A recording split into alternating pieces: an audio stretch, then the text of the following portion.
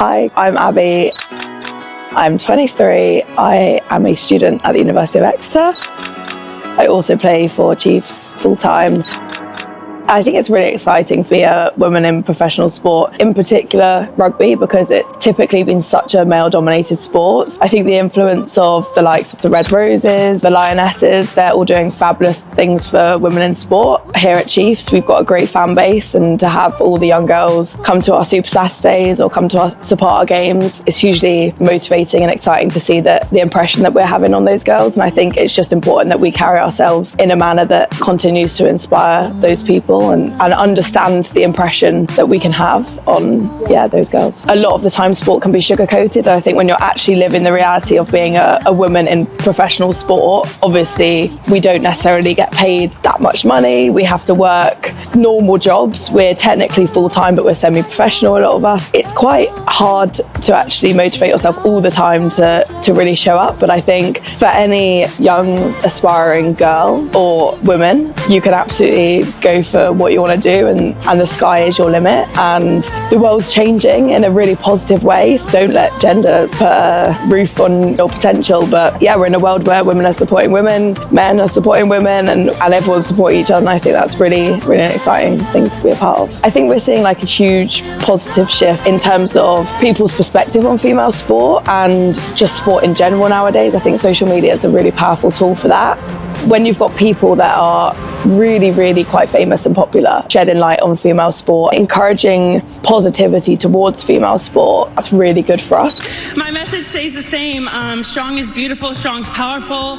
It's sexy, it's whatever you want it to be, and I hope more girls can feel how I feel. It eliminates the negative views, and it makes people feel like it should be celebrated, which is huge. My motivation and the way I'm influenced positively is definitely by my teammates and my coaches. To pick out certain people, my good friend and coach, Poppy, definitely influences me in the way that I not only look at myself, but I celebrate myself and my achievements, and she's definitely shaped me into a good all-round individual. I think rugby puts you through hardships, and that's part of life and sport, but she's definitely been there for me throughout those times, and I think the way that she's handled herself in certain situations has also really inspired me. So overall, just all of my teammates are really good for supporting me and motivating me and wanting to bring out the best in one another, and I think that's, to me, the most powerful influence. I think it's really important that we're in control of the way that we want to be perceived. I think being someone, particularly in Exeter, where probably you're hopefully maybe idolised a little bit by some people, or you are known because it's such a small place, I think things do get posted about us that aren't necessarily in our control or that nice. Some things are hugely positive, some things aren't, and I think I tend to use my platform to just try and show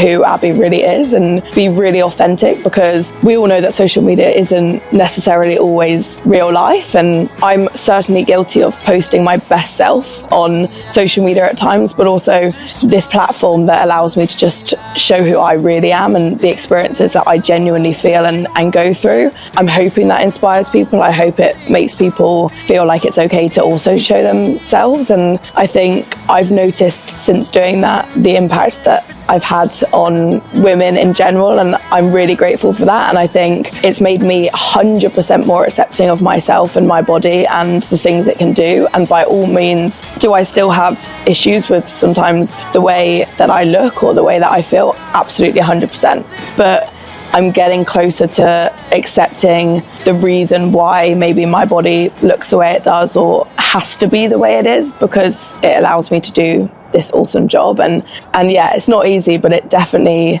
talking about it makes it easier. We're all probably guilty of showing our best selves a lot of the time, and I think that's probably because we are worried about the impression that we potentially give off or people's perception of us. I certainly am. If I think I look bad in a rugby photo, I don't want to post that photo. But for me, it's showing that that's just human beings, and if I'm running and I have cellulite, or if I'm running and my legs are a bit wobbly, like that's actually just normal. And I think, yes, we're in a world where things look perfect, but everyone knows it's far from it. And I think we're getting better as a society of being more authentic, but it's not there yet. So I think using our platforms and our presence as athletes to try and express normality and real lives and real feelings. That hopefully is one step closer to making the whole social media world slightly more real. I wear makeup to play a game. I go by look good, feel good, play good. Like, that's a big thing nowadays. You get a lot of the girls are maybe sponsored by makeup brands, skincare, and I think it's really nice that women in sport are embracing their femininity.